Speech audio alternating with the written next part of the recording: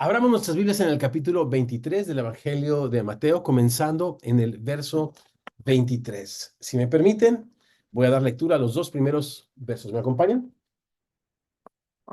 Hay de ustedes, escribas y fariseos hipócritas, porque diezman la menta y el eneldo y el comino, y dejan lo más importante de la ley, la justicia, la misericordia y la fe. Esto era necesario hacer sin dejar de hacer aquello. Guías ciegos que cuelan el mosquito y que tragan el camello. ¿Me acompañan a hacer juntos una palabra de oración? Padre precioso, te damos muchísimas gracias por tu preciosa palabra, porque nos das, Señor, la bendición y obras sobrenaturalmente en nosotros, Señor, para que tengamos oídos para escuchar tu preciosa palabra y pasar de nuestras tinieblas a tu luz admirable. Señor, abre nuestros ojos para que veamos en tu preciosa palabra las maravillas de tu ley y contemplando en ella tu gloria como en un espejo. Señor, sigamos siendo transformados a tu imagen como por tu espíritu. Es lo que oramos los semillosos, quienes decimos así sea. Amén y amén. A través de su evangelio, familia preciosa, Mateo, como hemos comentado repetidas veces, ha elaborado su narrativa sobre 5 columnas literarias. ¿Saben a qué me refiero? Uh, no es que adivinaron, sino que han tomado nota como buenos discípulos del Señor. Efectivamente, me refiero a los 5 sermones que son las 5 columnas literarias sobre las cuales Mateo ha estado, repito, elaborando, escribiendo su narrativa. Algo interesante, ya saben cuáles son, por cierto, estos 5 sermones, o dónde están por lo menos. Capítulos 5 al 7, el Sermón del Monte. El capítulo 10, el entrenamiento de sus discípulos a la misión. El capítulo 13, el tercer sermón, ¿se acuerdan? Ajá, las parábolas del reino de Dios. 18, el capítulo 18, ¿de qué nos habla? Cómo necesitan llevarse las cosas dentro de la comunidad de Dios. Y capítulos 23 al 25 es exactamente donde estamos ahora en el quinto sermón. Y lo interesante que yo veo en todo esto es que el primero y el último sermón, ambos son altamente contrastantes. Mientras el primer sermón comienza con esas preciosas bienaventuranzas para sus discípulos, este último termina con estos 8 ayes, que más que solo un lamento, porque lo es también, o son también esta sentencia.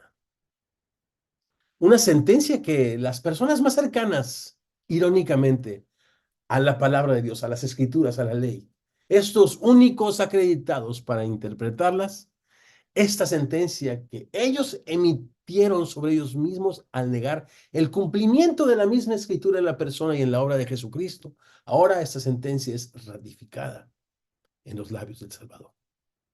Y algo doblemente interesante es que este sermón no está dirigido a ellos,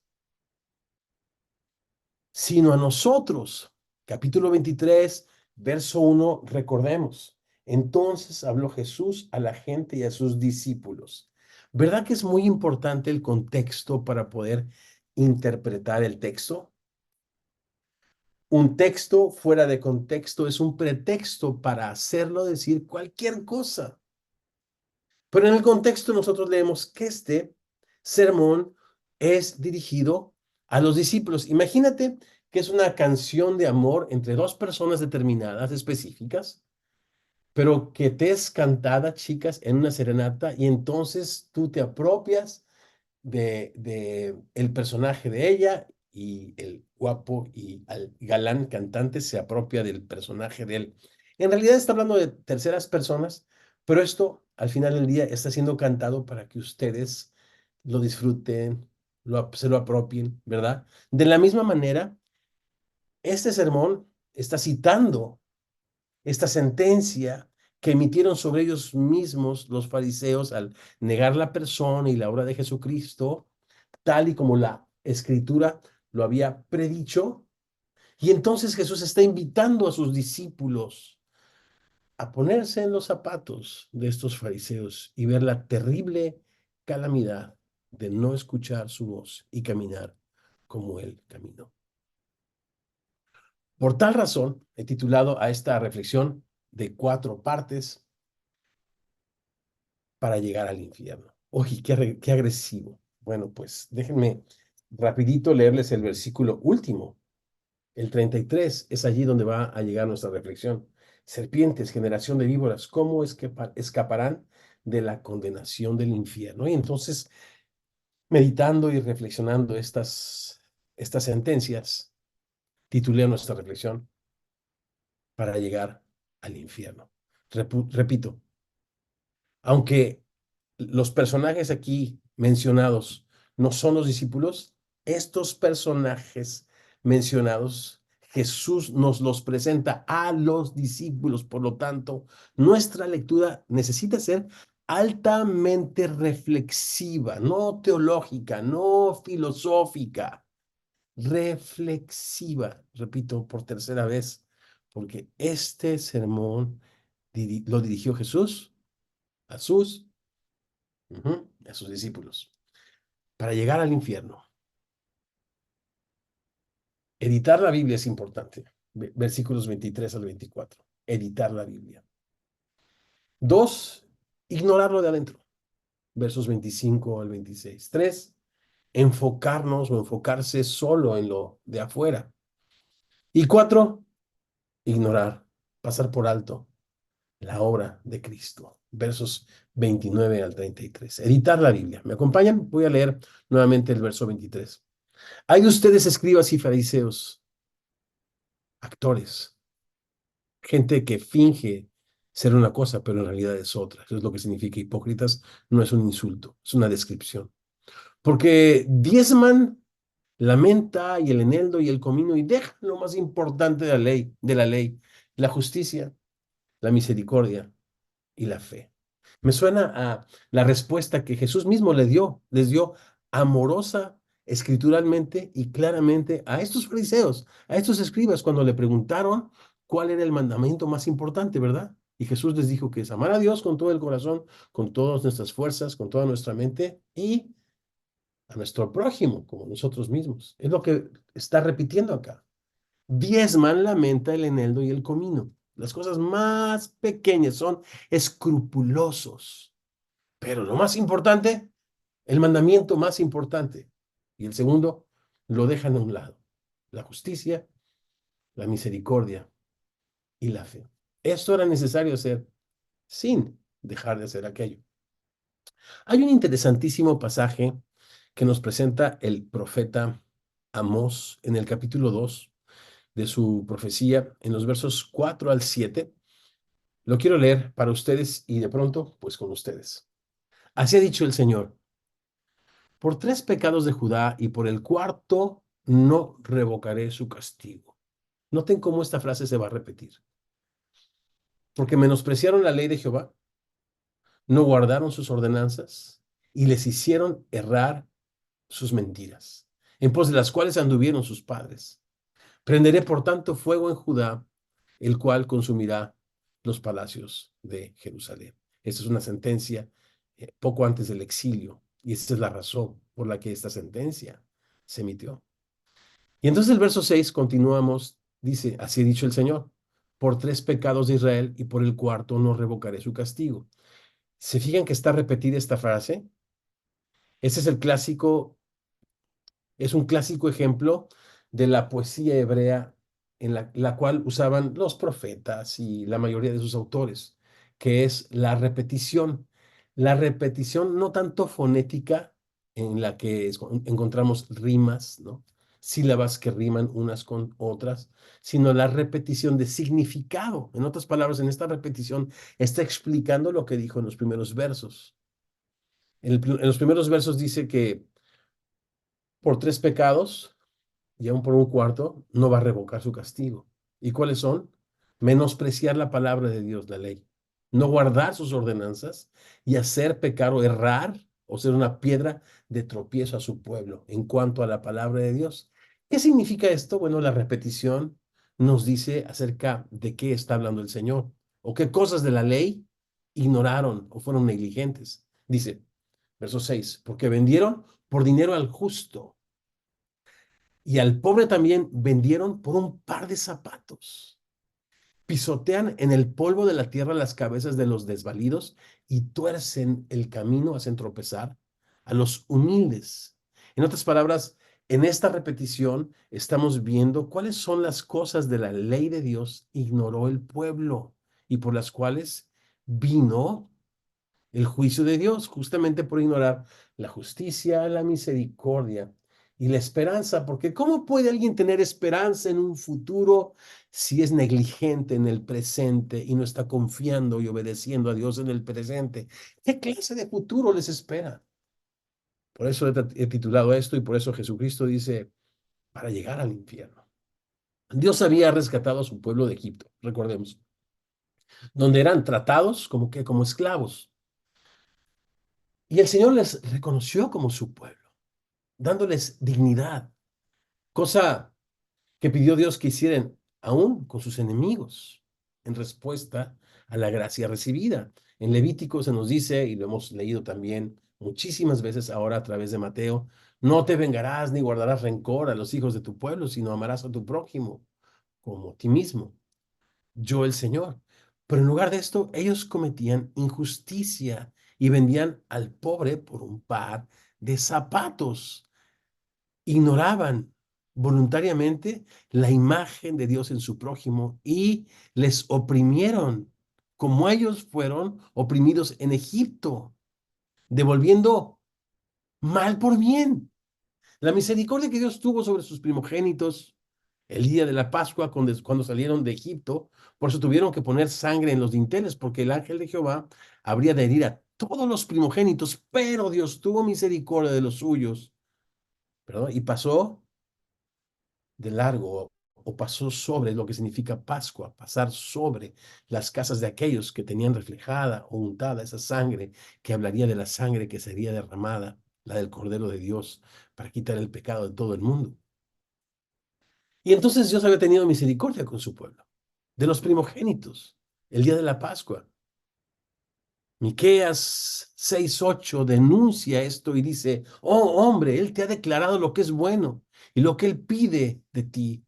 Solamente hacer justicia, tratar con dignidad a los seres humanos y amar misericordia, dar de gracia lo que recibiste de gracia y humillarte delante de tu Dios. Eso es lo que enseñaba la ley, pero ellos negligieron en la ley e hicieron tropezar a los humildes. ¿Cómo podrían tener fe, repito, si habían olvidado la justicia presente y la misericordia presente? ¿Y cómo nosotros podríamos hacer lo mismo? Verso 24. Guías ciegos que cuelan el mosquito y que tragan el camello. Esto significa editar la ley. Cuidar las cosas, ver en la Biblia cuáles son las cosas que me convienen, cuáles son las cosas que me agradan, que me gustan, que tienen que ver con estas promesas para tener más y para vivir mejor, pero ignorar que el amor es sacrificial, que el amor nunca busca lo suyo, que el ser fiel a Dios tiene que ver con persecución, con padecimiento y muchas veces con la muerte, tantas cosas a las que nos hacemos acreedores cuando somos discípulos de Jesucristo, pero editamos la Biblia, ¿no? Qué peligroso es que el ser humano se siente, o mejor dicho, siente a la Biblia en el banquillo de los acusados y la juzgue y diga qué es palabra de Dios y qué no es palabra de Dios. Los primeros capítulos de Génesis son palabra de Dios o no son palabra de Dios. El Evangelio de Mateo es palabra de Dios. Esto que algunos dicen, bueno, ¿quién lo dijo eso? ¿Jesús o Pablo? Ah, Pablo. No, la Biblia dice que toda la escritura es inspirada por Dios y toda ella, de Génesis a Apocalipsis, es útil. Dejemos que ella nos juzgue, que ella nos examine, que a través de ella, que es espíritu y es vida, podamos entender si hay camino de perversidad en nosotros para que Dios nos guíe en su camino y en su palabra. eterna. Qué peligroso es juzgar la Biblia, qué peligroso es colar el mosquito y tragarnos el camello. Por eso, el enseñar la palabra en su contexto, enseñarla de pasta a pasta, género por género, capítulo por capítulo, versículo por versículo, nos hace no saltarnos el camello y no colar el mosquito. Nos hace no sobredimensionar lo que la Biblia no sobredimensiona, ¿no? Como la alabanza tiene un lugar especial, sí, pero de repente entras a los lugares de adoración y todo tiene que ver con la alabanza y la presencia de Dios. Y para Dios es importante la justicia hacia los desvalidos, la misericordia y la esperanza. Por eso, cuando vas género por género, capítulo por capítulo, verso por verso, ni sobredimensionas, pero tampoco minimizas, evitando así el editar la Biblia y caer en ese terrible error que voluntariamente los intérpretes de la ley, los fariseos, las personas que debían estar más cerca de la ley, estaban más lejos de ella, creyendo que ellos tenían el derecho de decir qué era lo más importante y qué era que no era lo más importante. Jesús dice que lo más importante es amarle a Él, y Jesús dice también que si le amas, su palabra guardarás. Segundo lugar, para llegar al infierno, ignora lo de adentro. Ignora simplemente lo de adentro. Verso 25. Hay ustedes, escribas y fariseos hipócritas, porque limpian lo de afuera del vaso y lo del plato, pero por dentro están llenos de robo y de injusticia. Fariseo ciego, limpia primero lo de dentro del vaso y del plato, para que también lo de fuera sea limpio. ¿Cuántas veces nos ha hablado Jesús acerca de lo determinante que es el corazón? Me refiero a lo de adentro, como lo menciona en estos pasajes. Para la vida y para la salud de sus discípulos y de su iglesia, lo de adentro es lo que importa.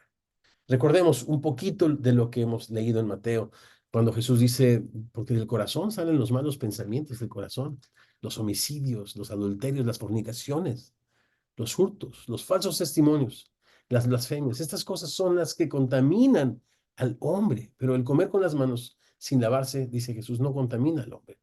Para Jesús, de nada sirve limpiar los vasos de una manera ritualista como lo hacían los fariseos.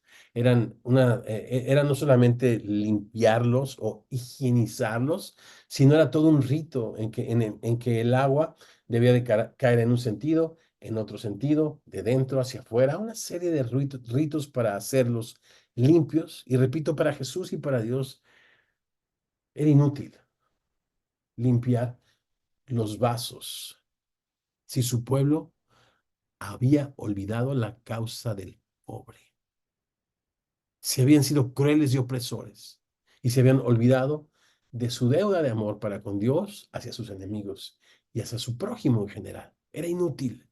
¿Cuántas cosas de adentro nosotros no estamos dispuestos a cambiar? ¿Cuánto resentimiento está carcomiendo nuestro corazón? Así como el cáncer ignoramos cómo crece, así ignoramos lo dañino que es el resentimiento. La Biblia le llama a estas raíces de amargura que pueden contaminar aún a la gente que está cerca de ti. ¿Cuánta avaricia, que es idolatría, nos impide ser los mayordomos de los recursos que Dios nos ha confiado? Y estas cosas están adentro, en el corazón. Estamos más preocupados de repente del testimonio que damos ante los demás. En otras palabras, estamos más preocupados del qué dirán que de lo que opina Dios acerca de nosotros, de nuestros pensamientos, de nuestros corazones.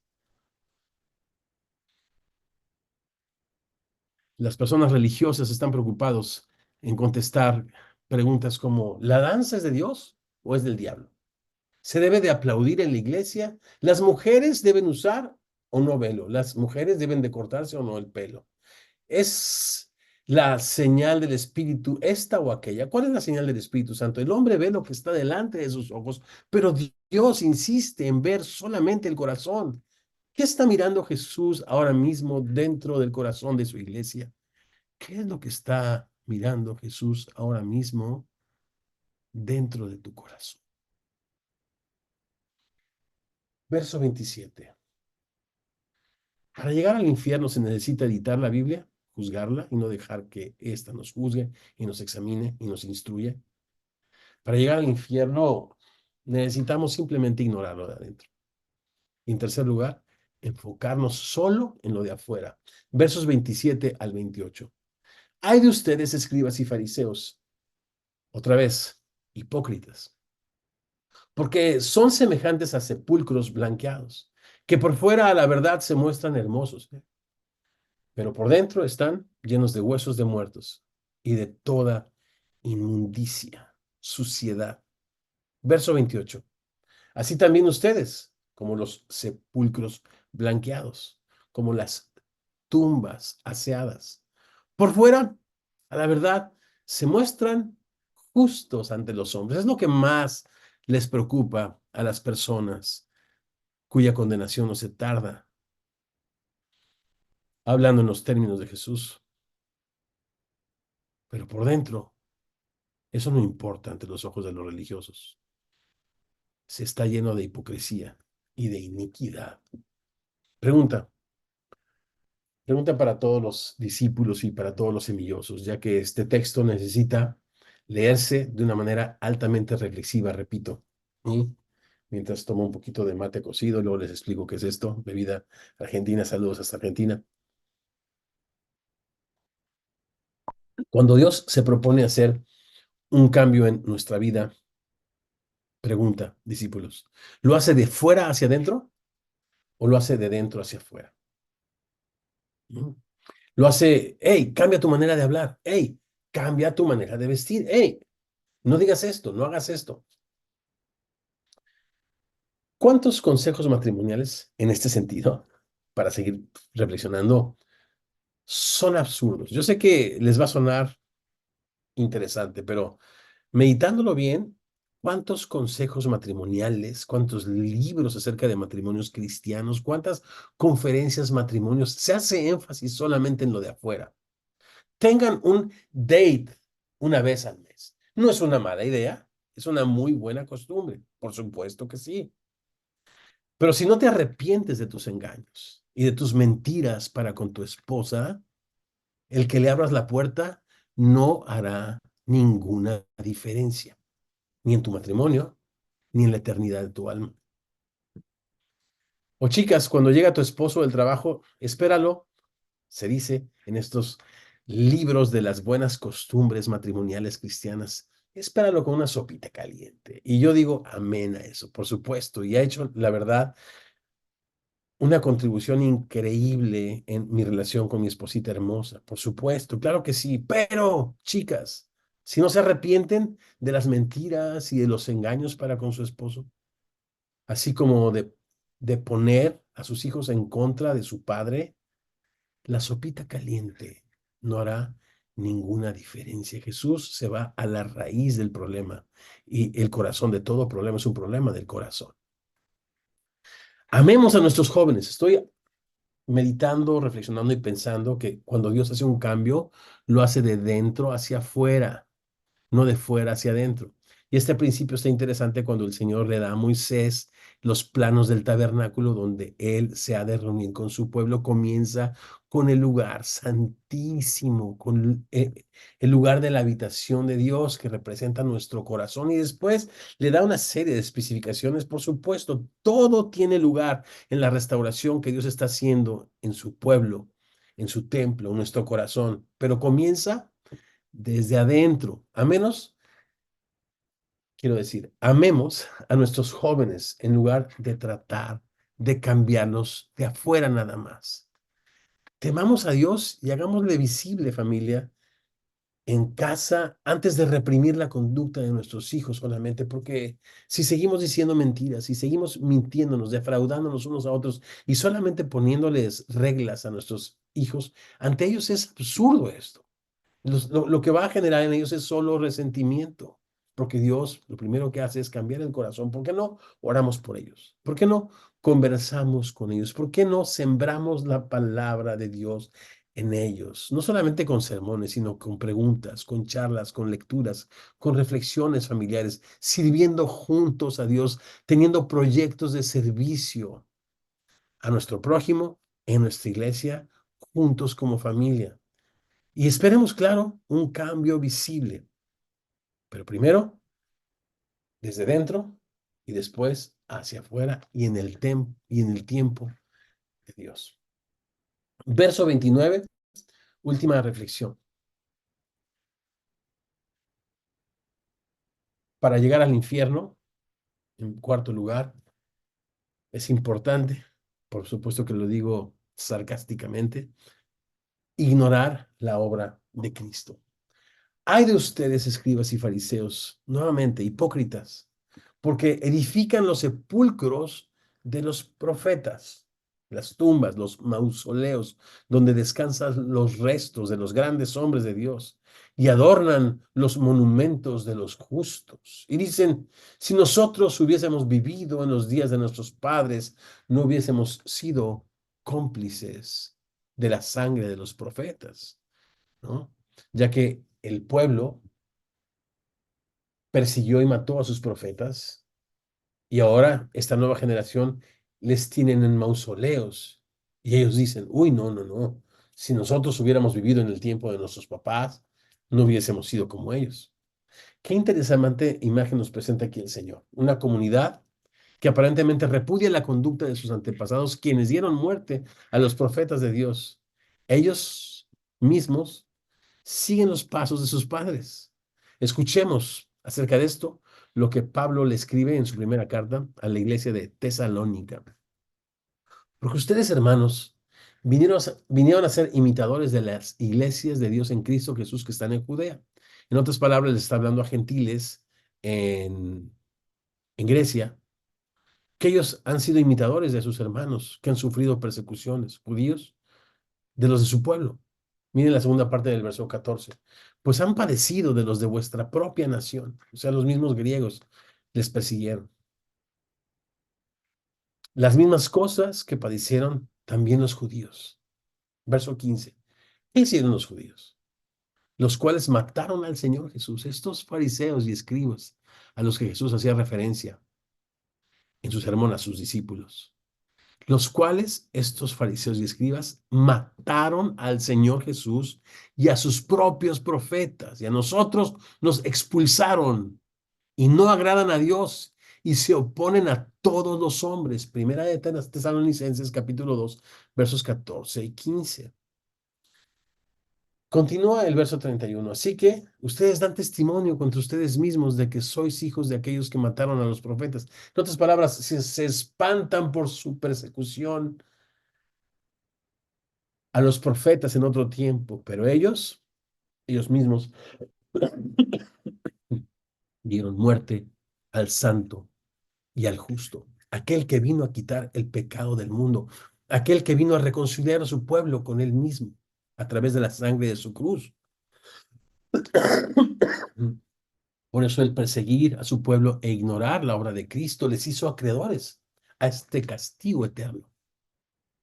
Todo esto me hace recordar la denuncia de Pablo a los mismos judíos, quienes se jactaban de su propia justicia allí en Romanos 2, versos del 1 al 4, por lo cual,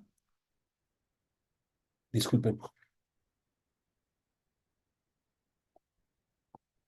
eres inexcusable, hombre, quien quiera que seas tú que juzgas, pues en lo que juzgas a otro, te condenas a ti mismo. Estos fariseos y escribas juzgaban a sus padres, pero hacían lo mismo, porque tú que juzgas haces lo mismo. Mas sabemos que el juicio de Dios contra los que practican tales cosas es según verdad. Y piensas esto, hombre, tú que juzgas a los que tal hacen y haces lo mismo, que tú escaparás del juicio de Dios. ¿O has menospreciado las riquezas de su benignidad, paciencia, longanimidad, ignorando que su benignidad te guía al arrepentimiento? ¿Por qué se hicieron acreedores del infierno? Porque ignoraron la benignidad, la bondad de Dios con la cual el Señor, y en su paciencia y con sus escrituras, les estaba guiando al arrepentimiento. No. Notemos el contraste entre los discípulos y los religiosos. Antes de meditar más un poquito en este gran finale. Recordemos, 5 pilares a través de los cuales Mateo escribe su evangelio. El primer discurso a sus discípulos y este que hace referencia a los fariseos y a los escribas son altamente contrastantes, ambos para nuestra reflexión. Así que notemos el contraste pues entre los discípulos y los religiosos, quienes se justifican a sí mismos y confían más en sus obras, creencias, costumbres, malos hábitos que en la obra, en la persona y en la enseñanza de Jesucristo. En primer lugar, los discípulos son pobres en espíritu, ¿lo recuerdan? Mientras los religiosos aman los primeros lugares en las sinagogas y mueren porque se les dé un título en la iglesia para tener autoridad y poder sobre la gente. En segundo lugar, los discípulos tienen hambre y sed de justicia, tienen hambre y sed de hacer lo que Dios requiere de ellos en su palabra, mientras los religiosos, con su desobediencia, cierran el reino de Dios para no entrar ni ellos ni dejar que nadie más entre. Capítulo 23, verso 13. Los discípulos son misericordiosos con sus semejantes, mientras que para los religiosos la gente no es importante. La justicia, la misericordia, por favor. Lo importante son sus costumbres, son sus tradiciones, son sus bienes en este mundo nada más. Capítulo 23, verso 23. Los discípulos son bienaventurados porque tienen limpio el corazón, son puros en sus motivos, mientras que los religiosos son hipócritas, se preocupan solo de lo de afuera. Viven de las apariencias para agradar al ojo.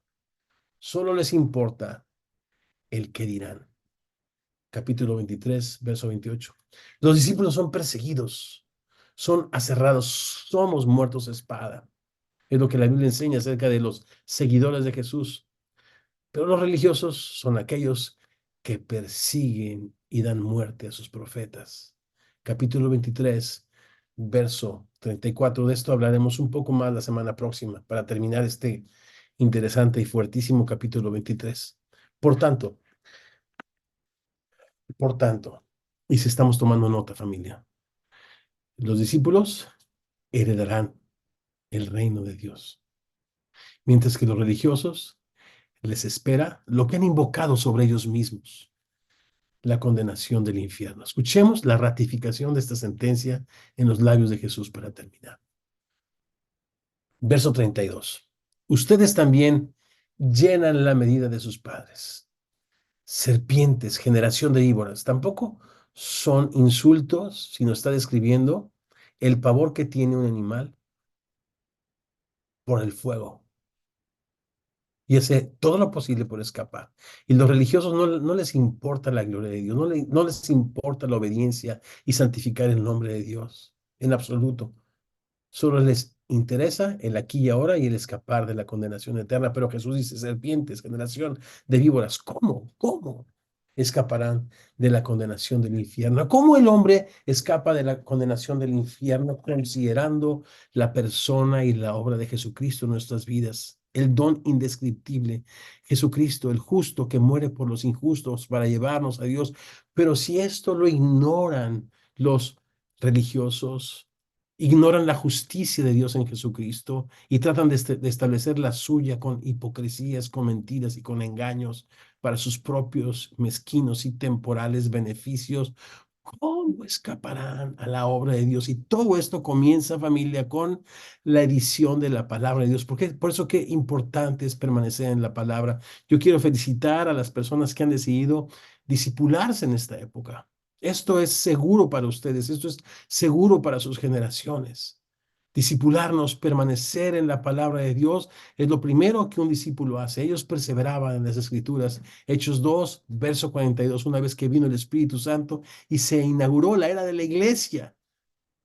Ellos perseveraban en las Escrituras, en la comunión unos con otros a través de las Escrituras, en el partimiento del pan, recordando la obra de Cristo y en las oraciones dependiendo y respondiendo a la conversación que en las Escrituras Dios ha comenzado. ¿A qué lista nos acabamos de, con la, con, ¿A qué lista de las que acabamos de mencionar o con cuál de ellas nos identificamos más? ¿Con la de los discípulos o con la de los religiosos? Yo quiero decir que ambas listas reflejan una evidencia: la pobreza espiritual, el corazón misericordioso, el hambre y sed de justicia. Estas son una evidencia de que hubo un arrepentimiento en el corazón y de que ha comenzado una obra de transformación de dentro hacia afuera. Recordemos que estas cosas no son requisitos para ganarte el cielo. Eres poseedor del reino de los cielos, por lo tanto hay evidencias. Pero el robo, la opresión, el adulterio, la hipocresía, el engaño, el preocuparte en el que dirán, la religiosidad, el juzgar a otros y no juzgarte a ti mismo, el menospreciar la palabra de Dios, son evidencias de que no hay fe y no hay arrepentimiento. ¿Y qué esperar del futuro? La condenación del infierno son las palabras textuales de Jesucristo. Oramos. Señor hermoso, tú mandas a todo hombre en todo lugar que se arrepienta de sus pecados, de su vana manera de vivir, y que aprendamos, Señor, a vivir para la causa del Evangelio, en favor de los más necesitados, Señor, y para gloria tuya. Gracias por tu preciosa palabra, por tu instrucción, Señor. Este sermón nos pone en el espejo de nuestra naturaleza. Nos muestra que nadie de nosotros estamos exentos, Señor, a entregarnos a una vida de hipocresía y de religiosidad. Líbranos de ser personas hipócritas y religiosas, Señor. Pero ayúdanos a construir una vida cristiana que deje un legado, comenzando por el conocer, por el perseverar y por el obedecer lo poquito de la palabra de Dios que conocemos, para que, Señor, nos sea concedido más. Te damos gracias porque tú edificas tu iglesia y vaya que lo haces a través de textos también tan fuertes como los que acabamos de procesar, o mejor dicho, como el que acabamos de leer y reflexionar, y como el que procesaremos en nuestras conversaciones, en discipulados, en devocionales y en células a través de la semana. Te damos gracias, Señor precioso, en el nombre de Jesús, y los semillosos decimos, amén. Un abrazo para todos, muchas bendiciones.